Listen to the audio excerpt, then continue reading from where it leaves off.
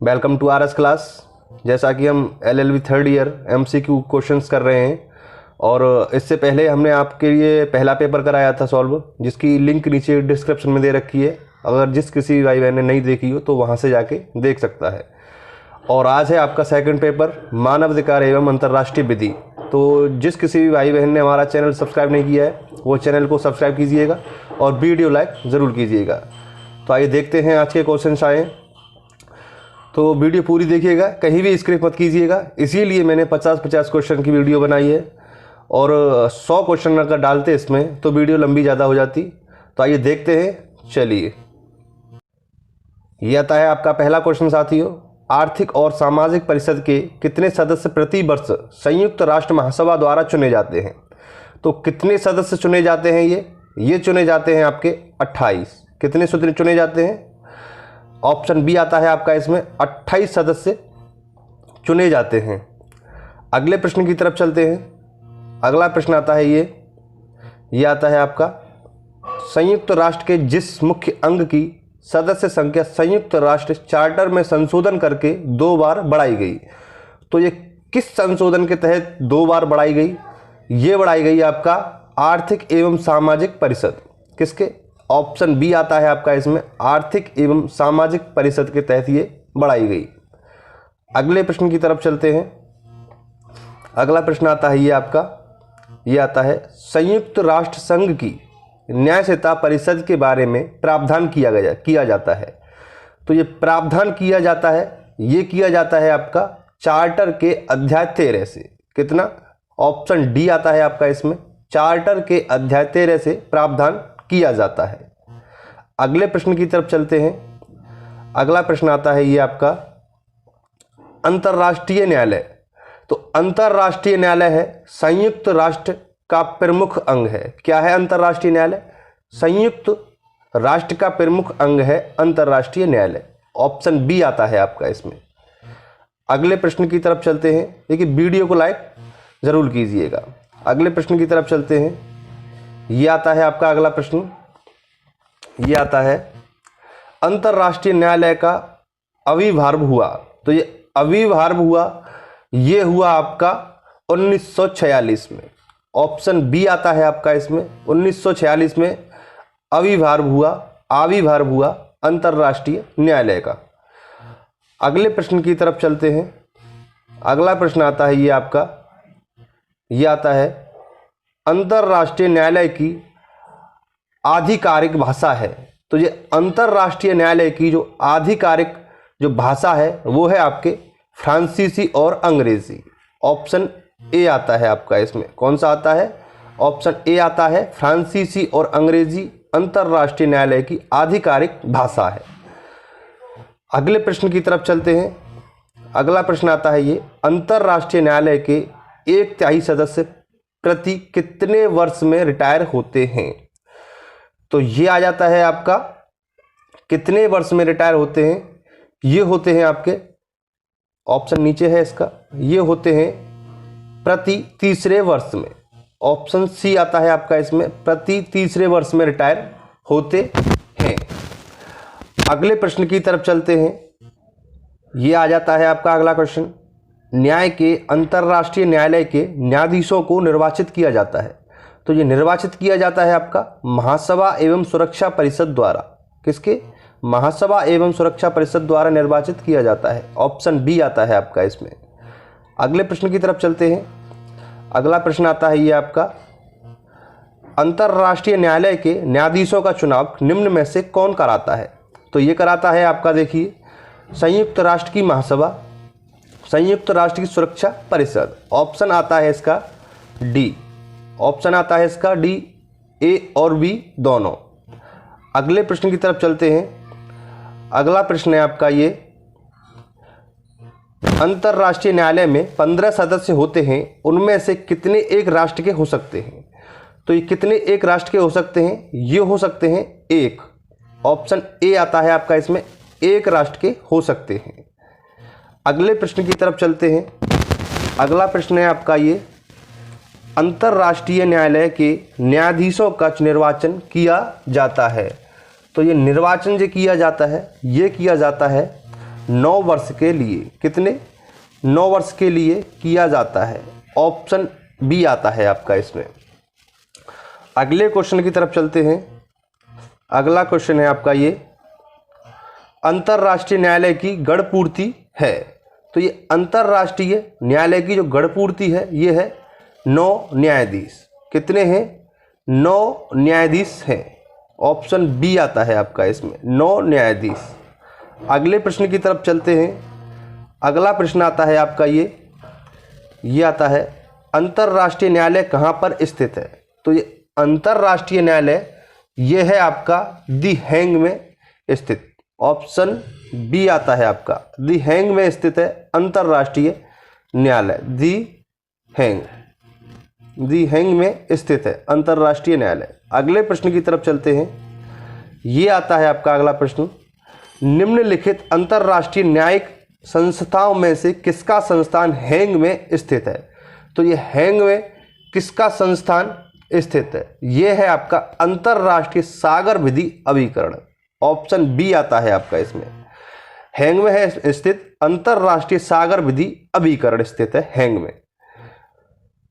ये आता है नेक्स्ट क्वेश्चन है आपका, अंतर्राष्ट्रीय न्यायालय में। तो अंतर्राष्ट्रीय न्यायालय में पूछा गया है कितने सदस्य होते हैं? तो ये होते हैं आपके, इसमें होता है ऑप्शन डी, अध्यक्ष, उपाध्यक्ष और 13 अन्य सदस्य होते हैं। ऑप्शन डी आता है आपका इसमें। चलिए अगला प्रश्न आता है आपका ये लिखा है, न्याय के अंतर्राष्ट्रीय न्यायालय में कुल 15 सदस्य होंगे, परंतु उनमें से कोई भी 2 सदस्य, 2 है ये, कोई भी 2 सदस्य एक ही राष्ट्र के नहीं होंगे। यह उपबंध न्याय के अंतर्राष्ट्रीय न्यायालय का में है। तो ये अंतर्राष्ट्रीय न्यायालय के किस में? अनुच्छेद में दिया गया है। तो ये दिया गया है आपका अनुच्छेद 3 में। ऑप्शन बी आता है आपका इसमें, अनुच्छेद 3 में ये ऑप्शन दिया गया है।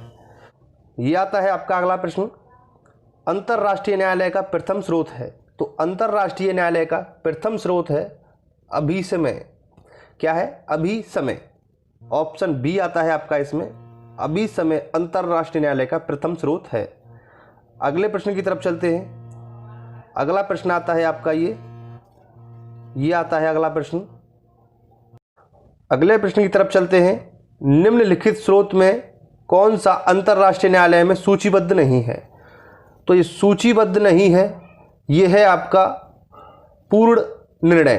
क्या है? पूर्ण निर्णय सूचीबद्ध नहीं है। ऑप्शन सी आता है आपका इसमें। अगले प्रश्न की तरफ चलते हैं। अगला प्रश्न आता है इसमें आपका, अंतर्राष्ट्रीय न्यायालय के निर्णय को कौन लागू करता है?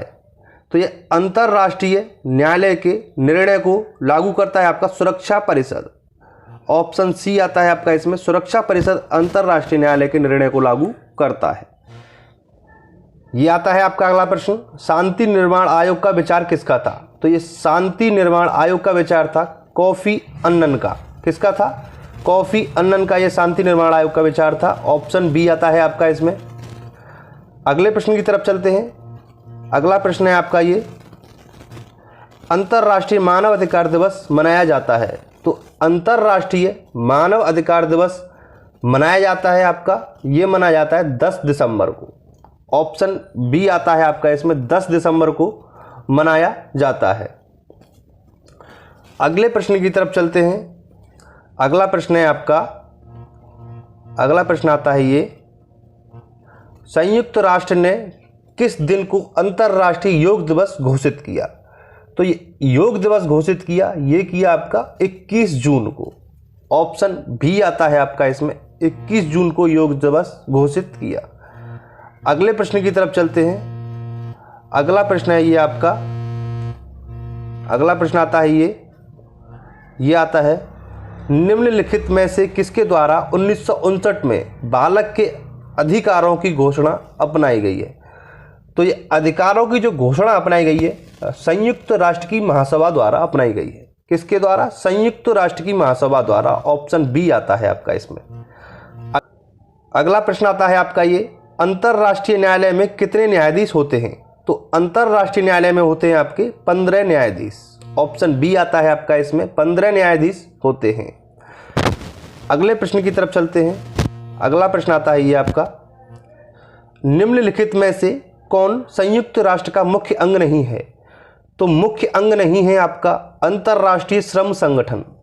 अंतर्राष्ट्रीय श्रम संगठन मुख्य अंग नहीं है। अगले प्रश्न की तरफ चलते हैं। अगला प्रश्न आता है ये आता है आपका, तटस्थ के नियमों की संहिताबद्ध किया गया है। तटस्थ के नियमों को संहिताबद्ध किया गया है। ये संहिताबद्ध जो किया गया है ये किया गया है आपका 1856 और 1907 में। 1856 और 1907 में बंद किया गया है। अगले प्रश्न की तरफ चलते हैं। अगला प्रश्न आता है ये आपका, निम्नलिखित में से कौन सा तट स्थायीकृत राज्य है? तो ये तट स्थायीकृत राज्य है, तट है ये तट स्थायीकृत राज्य है आपका, ये है आपका ऑस्ट्रिया। क्या है? ऑस्ट्रिया। ऑप्शन ए आता है आपस में, ऑस्ट्रिया ऐसे राज्य है। अगले प्रश्न की तरफ चलते हैं। अगला प्रश्न है, निम्नलिखित में से कौन सा राज्य सार्क का सदस्य नहीं है? तो सार्क का सदस्य नहीं है आपका, ये नहीं है आपका म्यांमार। ऑप्शन सी आता है आपका इसमें, म्यांमार सार्क का सदस्य नहीं है। अगले प्रश्न की तरफ चलते हैं। ये आता है, वर्तमान मनीला घोषणा संबंधित है। तो वर्तमान मनीला घोषणा संबंधित है आपका समुद्र तट संरक्षण से। समुद्र तट संरक्षण से संबंधित है। ऑप्शन बी आता है इसमें आपका। अगले प्रश्न की तरफ चलते हैं। ये आता है, संयुक्त राष्ट्रीय मानव अधिकार आयोग का अध्यक्ष कौन है? तो मानव अधिकार आयोग का अध्यक्ष है आपका नजत अल हज। कौन है? ऑप्शन ए नजत अल हज है आपका।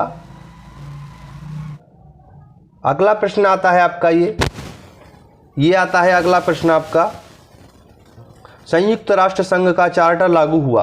तो ये चार्टर जो लागू हुआ था ये हुआ था 24 अक्टूबर 1945 को। कब हुआ था? 24 अक्टूबर 1945 को ये चार्टर लागू हुआ था। अगले प्रश्न की ओर चलते हैं। ये है आपका अगला प्रश्न, संयुक्त राष्ट्र संघ की स्थापना किस वर्ष में हुई थी? तो स्थापना हुई थी इसकी 1945 में। 1945 ईस्वी में इसकी स्थापना हुई थी। ऑप्शन डी आता है आपका इसमें।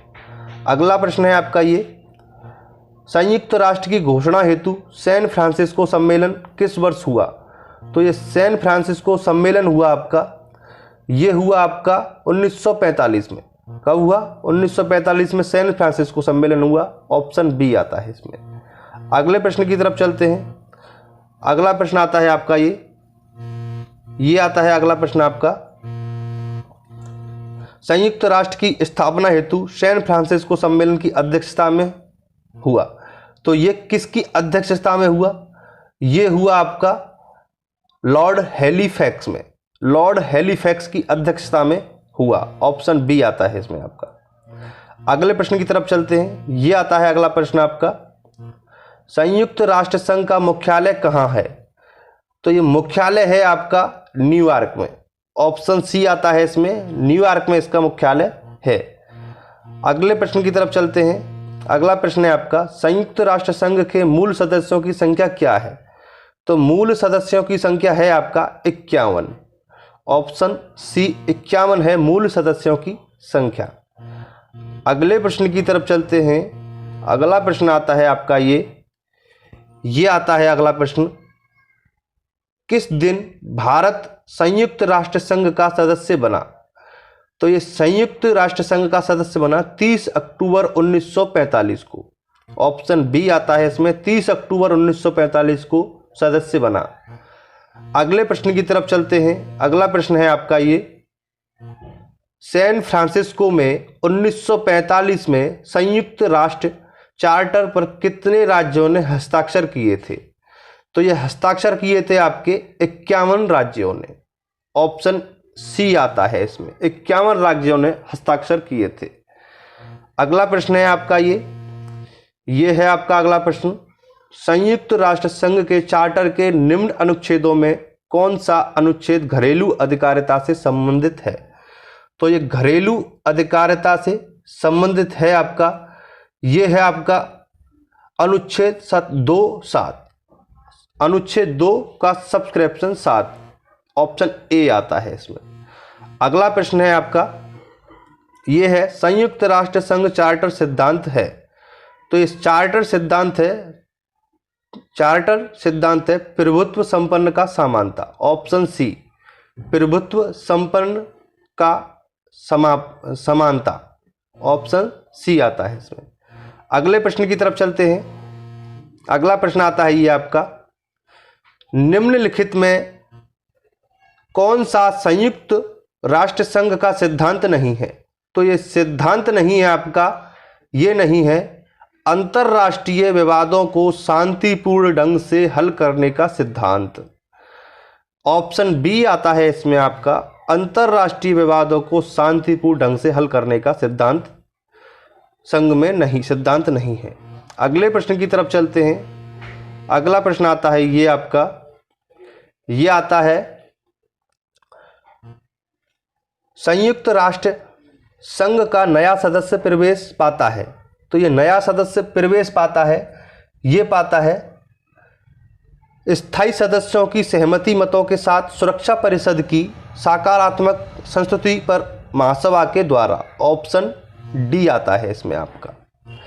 अगले प्रश्न की तरफ चलते हैं। अगला प्रश्न है आपका ये, देखिए वीडियो को लाइक ज़रूर कीजिएगा साथियों, वीडियो को लाइक ज़रूर कीजिएगा, वीडियो को लाइक कीजिएगा और जो भी पहली बार देख रहे हैं वो चैनल को सब्सक्राइब कीजिएगा। बार बार नहीं कहता मैं इसलिए। संयुक्त राष्ट्र संघ के कितने प्रमुख अंग हैं?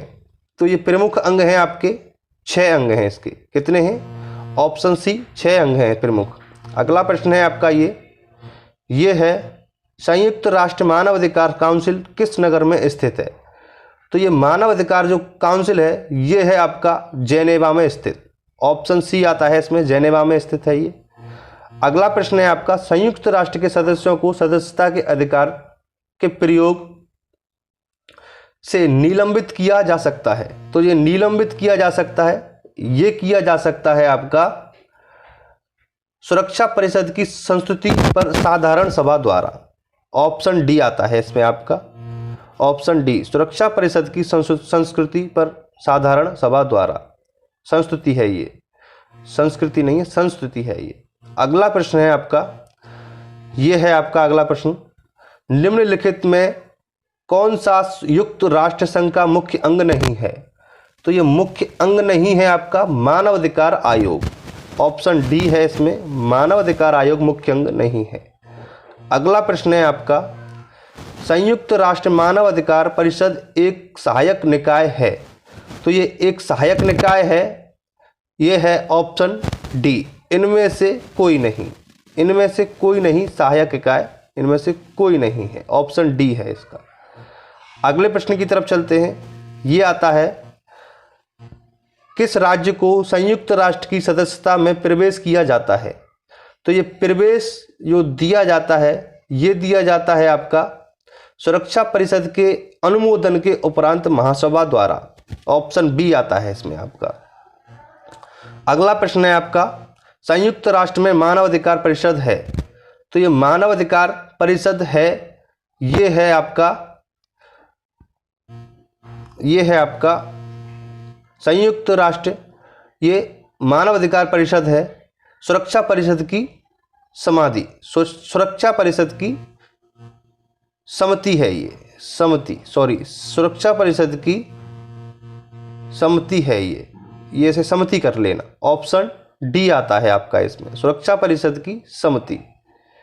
अगला प्रश्न है आपका और लास्ट प्रश्न है ये आपका, ये है आपका प्राकृतिक विधि को कौन सी विधि माना जाता है? तो प्राकृतिक विधि को कौन सी विधि माना जाता है? ये माना जाता है आपका देवीय विधि को, ऑप्शन सी आता है इसमें, देवीय विधि को प्राकृतिक विधि माना जाता है। देखिए वीडियो को लाइक ज़रूर कीजिएगा भाइयों और कमेंट बॉक्स में हमें बताइएगा कि आज की वीडियो कैसी लगी। Thank you.